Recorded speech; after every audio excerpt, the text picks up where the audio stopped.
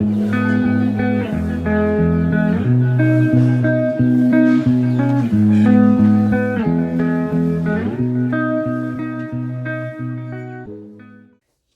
bonjour à toutes et bonjour à tous, j'espère que vous allez bien. Tout d'abord, merci beaucoup pour votre présence pour cette nouvelle vidéo dans laquelle nous allons parler des énergies qui seront les vôtres à condition, vous le savez maintenant, que vous vous reconnaissiez dans ce tirage pour le mois donc de mai 2023. Merci pour votre présence, j'espère que vous allez toutes et tous très bien. Je suis ravie de partager ce moment avec vous, merci d'être là.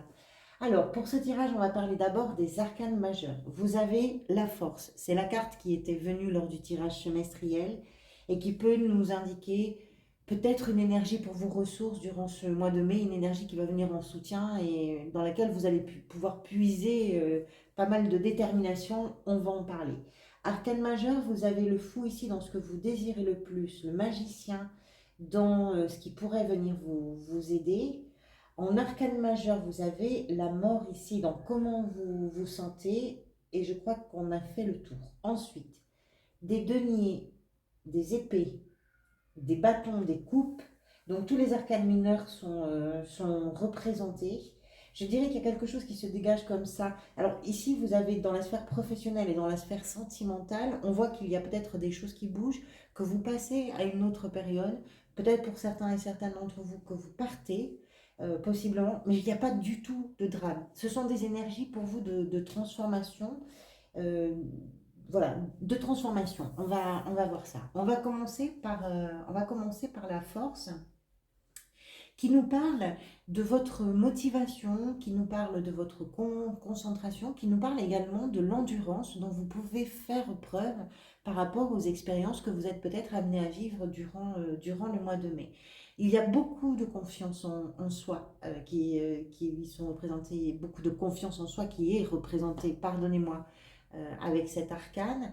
L'idée également que si vous vous trouvez dans des situations qui peuvent peut-être être pour vous des sources d'inquiétude, d'anxiété ou des choses qui peuvent éventuellement vous faire un peu peur, pourquoi pas, vous êtes tout à fait capable de garder votre sang-froid, de garder le cap que vous vous donnez, d'être vraiment au contrôle, je dirais, ou en tout cas aux manettes de votre façon d'aborder les expériences que vous vivez.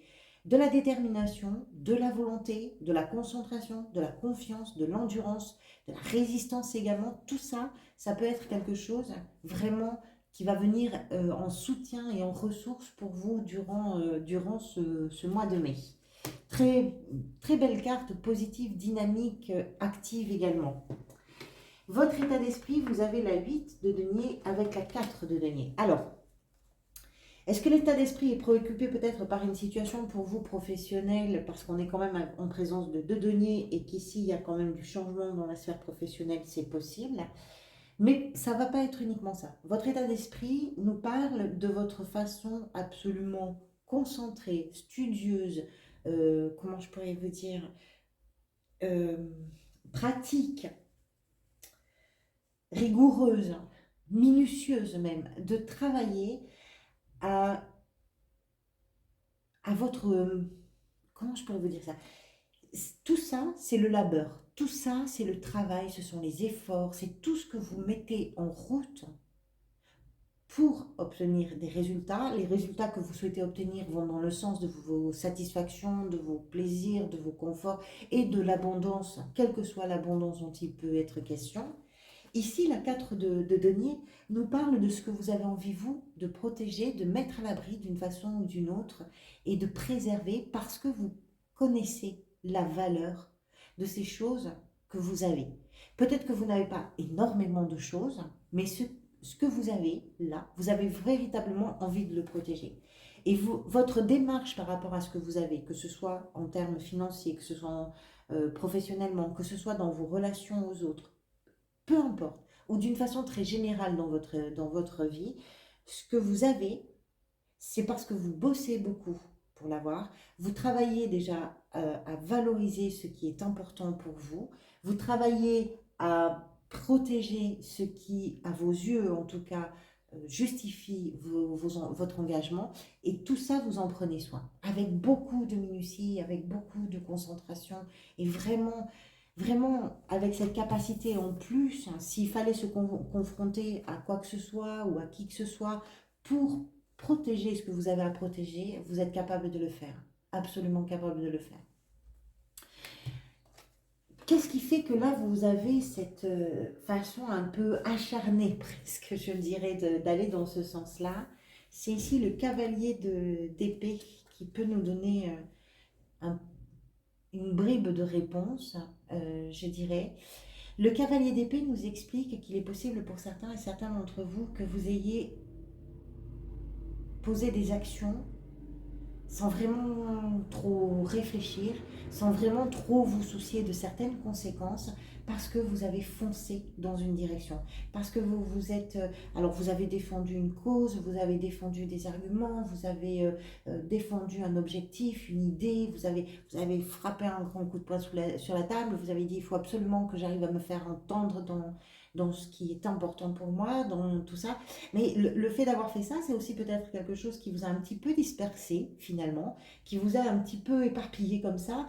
Et dans cette dispersion-là, il est possible que vous ayez mal évalué peut-être les conséquences de certaines de vos actions. Ce qui fait que là, ben, peut-être plus ou moins conscient et consciente des conséquences, vous prenez le temps de rétablir quelque chose, de vous confronter aussi aux résistances ou pas forcément des résistances, mais des choses qui pourraient venir simplement dans le sens contraire.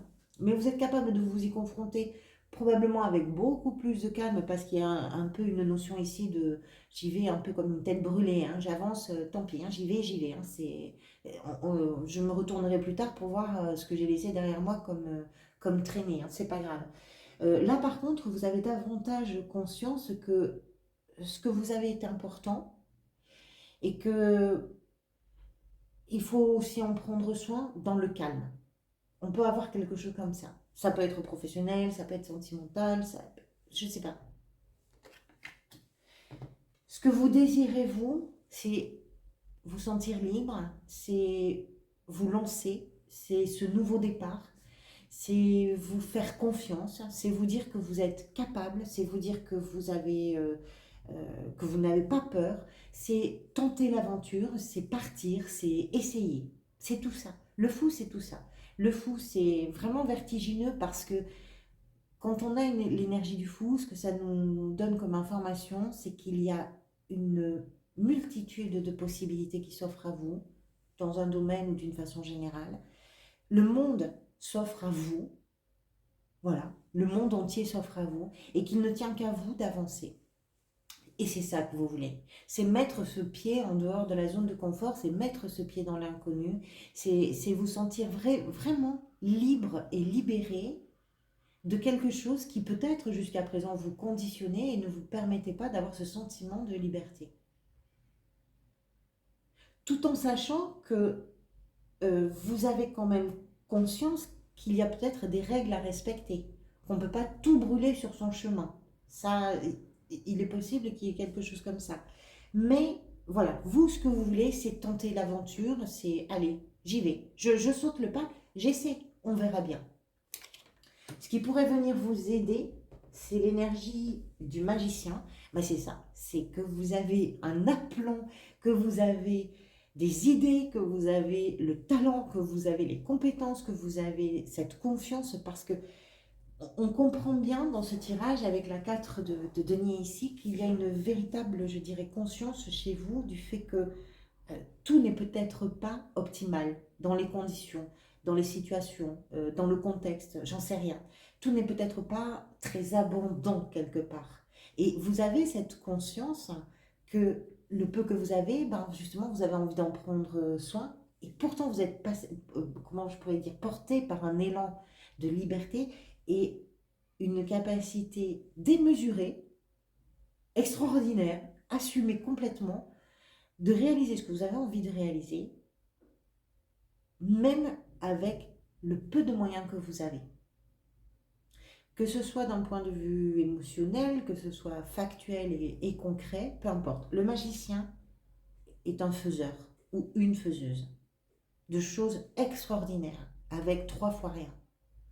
Vous êtes capable et vous vous en rendez compte. Vous êtes capable de vivre ce que vous avez envie de vivre, vous êtes capable de vivre libre, vous êtes capable de vous confronter à ce qui peut être pour vous à l'origine de certaines peurs ou de certaines inquiétudes. Vous êtes capable également de vous gérer, de vous maîtriser quelque part, en tout cas de vous contrôler dans des situations qui peuvent vous mettre en porte-à-faux.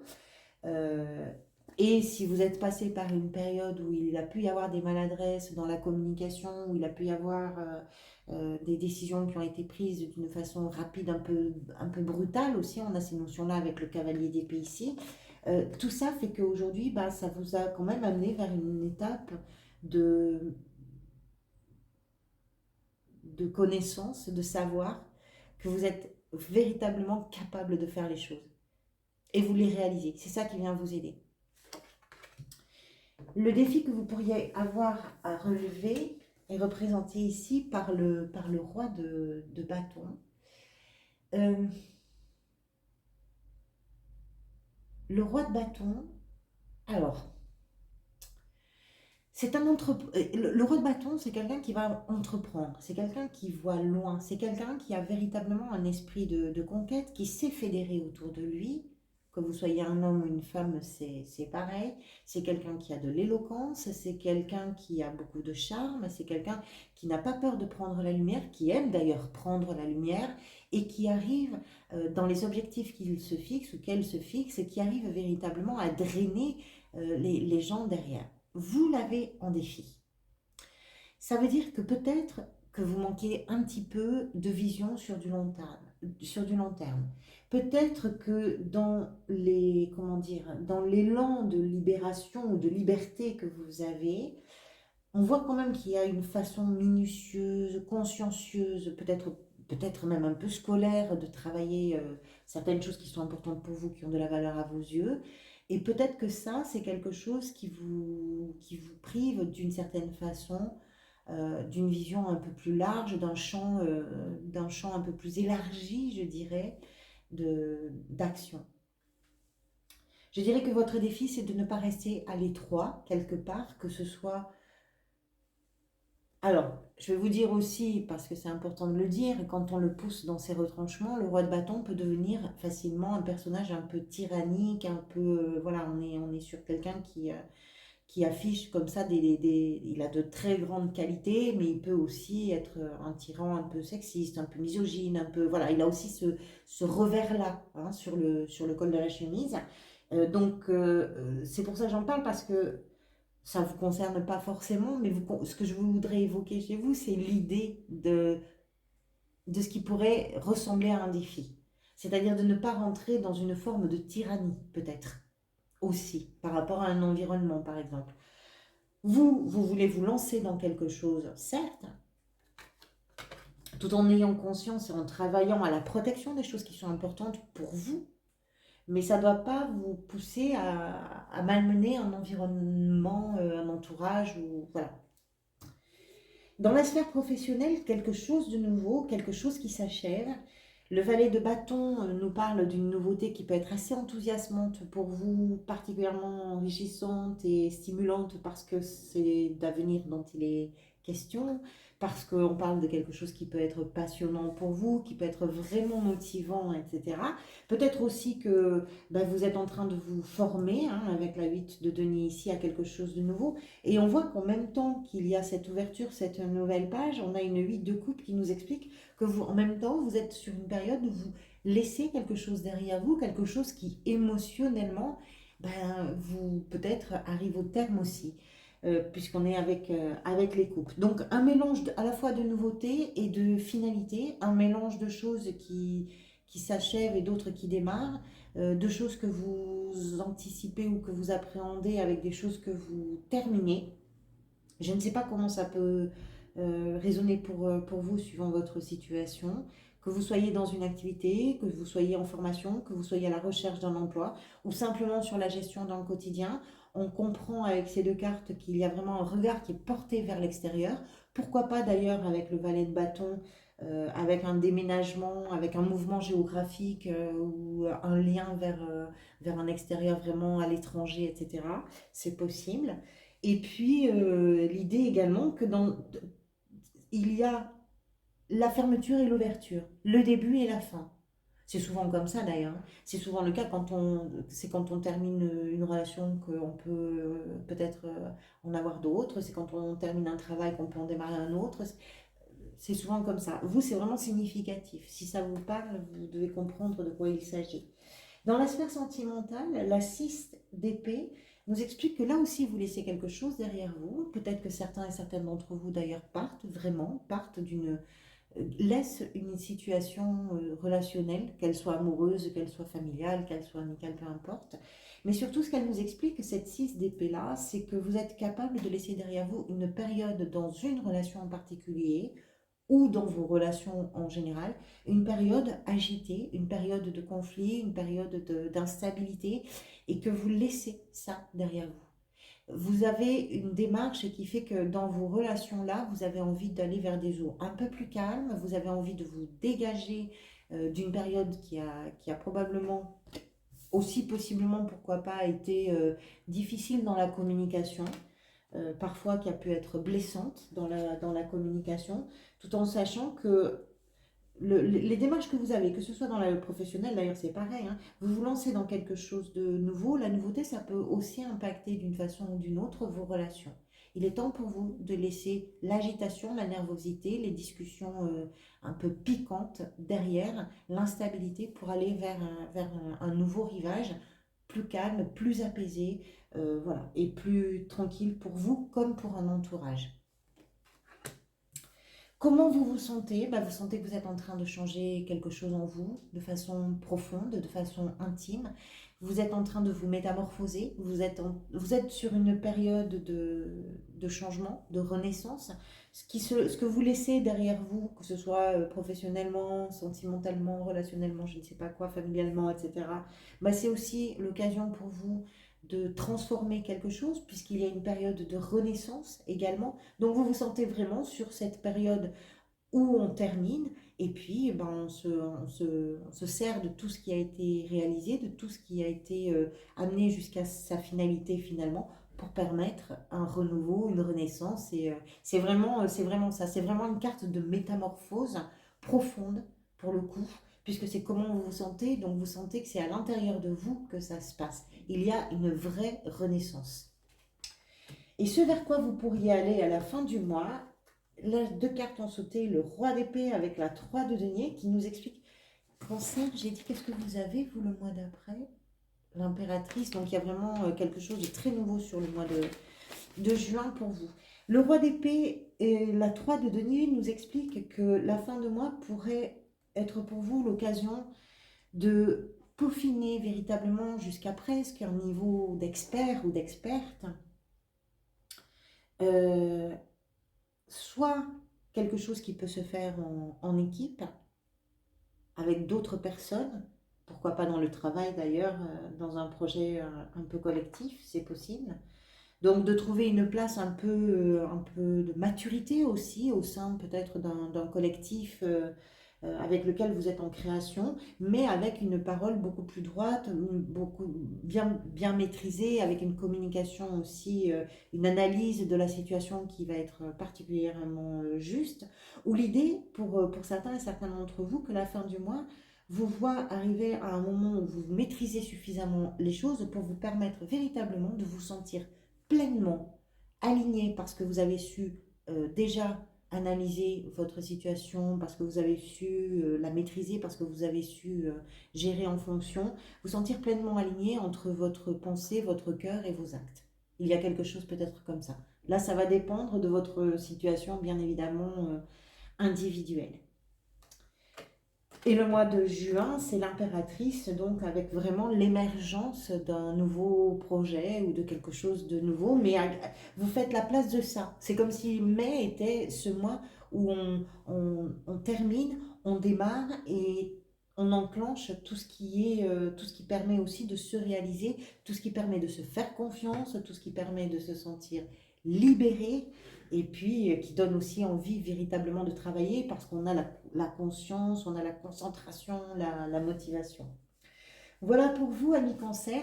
Merci beaucoup pour votre présence et puis pour vos j'aime, pour vos commentaires, pour vos abonnements, pour vos messages, pour vos partages, pour tout ça. C'est important pour les créateurs de contenu sur YouTube parce que c'est ce qui nous permet d'avoir une plus grande visibilité. Donc, merci du fond du cœur.